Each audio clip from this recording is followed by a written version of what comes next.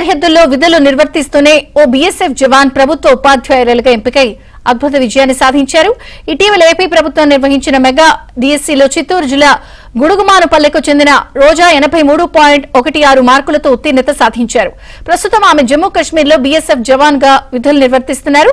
సరిహద్దుల్లో సవాళ్లను ఎదుర్కొంటూనే తన లక్ష్యం వైపు అడుగులు వేసిన రోజా మెగా డిఎస్సీ ఫలితాల్లో అనుకున్నది సాధించి అందరికీ స్ఫూర్తిగా నిలిచారు. ఈ అంశంపై మరింత సమాచారాన్ని మా ప్రతినిధి మనోహర్ రెడ్డి అందిస్తారు. మనోహర్. చిత్తూరు జిల్లా పెనుమూరు మండలము గొడుగుమానపల్లి గ్రామంలో జగన్నాథ్ రెడ్డి సుబ్బలక్ష్మి దంపతులకు సంబంధించినటువంటి రోజా అనేటువంటి ఒక యువతి కాశ్మీర్లో బీఎస్ఎఫ్ ఆర్మీ జవాన్లో పనిచేస్తూ ఉద్యోగాన్ని ఏ విధంగా సంపాదించినటువంటి అంశాలు ఆమె మనతో ఉన్నారు. ఆమెను అడిగి తెలుసుకునే ప్రయత్నం కూడా చేద్దాం. అమ్మ, చెప్పండి, ఏంటి మీ బ్యాక్గ్రౌండ్ ఏంటి? ఈరోజు మీరు 2 ఉద్యోగాలు సంపాదించారు, ఎలా సాధ్యమైంది?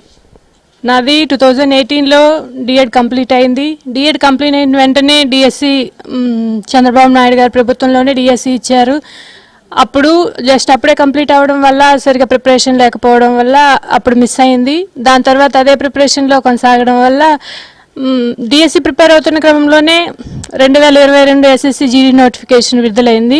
ఒకసారి అప్లై చేసిన తర్వాత అందులో సెలెక్ట్ కూడా అవడం జరిగింది. సెలెక్ట్ అయ్యాను కదా అని సరే ఈ డిఎస్సి లేట్ అవుతుందేమో అని ఆ జాబ్లోకి వెళ్ళిపోయి వెస్ట్ బెంగాల్లో 2 years అండ్ లాస్ట్ 3 monthsగా జమ్మూ కాశ్మీర్లో డ్యూటీ చేస్తుంది. అక్కడే చదువుకుంటూ ఉన్నాను.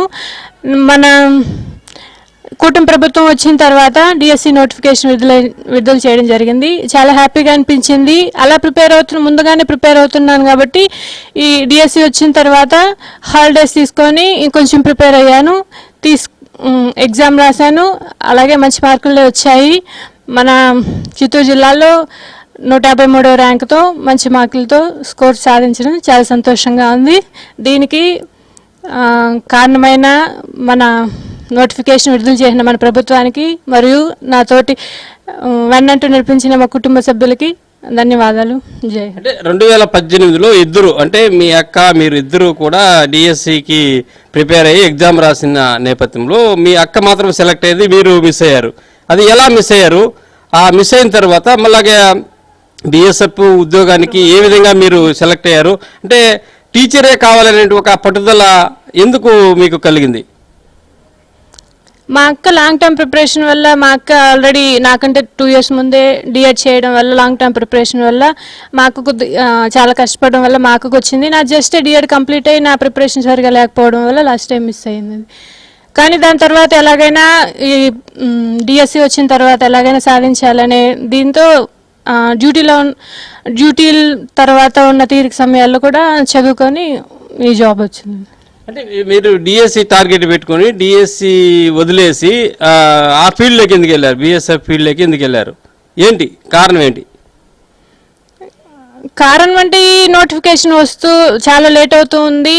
అలాగే ఇంట్లో సిచ్యువేషన్స్ వల్ల జాబ్లో జాయిన్ అవ్వడం కూడా ముఖ్యం కాబట్టి వచ్చిన గవర్నమెంట్ జాబ్ని వదులుకోవడం ఇష్టం లేకుండా వెళ్ళాను.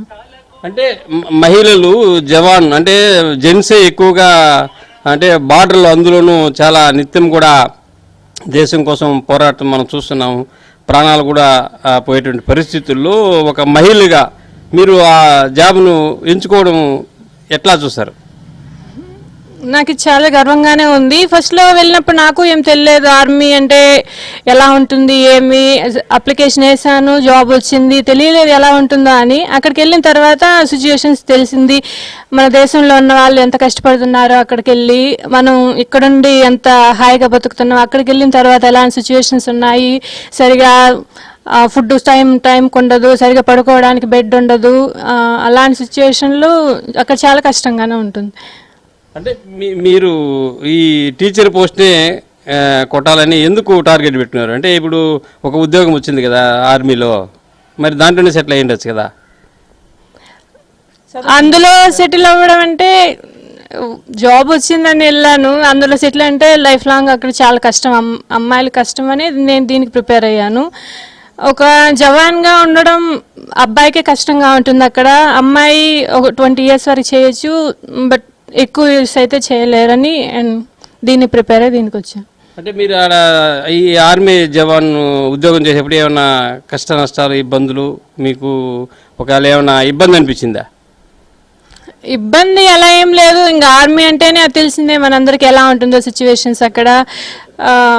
బార్డర్లో డ్యూటీ, ఇంకా అటు బంగ్లాదేశ్ సైడ్ కానీ, ఇక్కడ జమ్మూ సైడు, కాశ్మీర్లో కానీ, ఇంకా పాకిస్తాన్ సైడ్ కానీ తెలిసిందే మనకి. బంగ్లాదేశ్ సైడ్ ఓకే, మన మిత్రదేశం కాబట్టి అటు సైడ్ అంతగా ఎక్కువ ఉండదు, కానీ పాకిస్తాన్ సైడ్ చాలా డేంజర్గానే ఉంటుంది. వీడియో జర్నలిస్ట్ మహేష్తో కలిసి మనోహర్ రెడ్డి, ఏబిఎన్ ఆంధ్రజ్యోతి, చిత్తూరు జిల్లా, పెను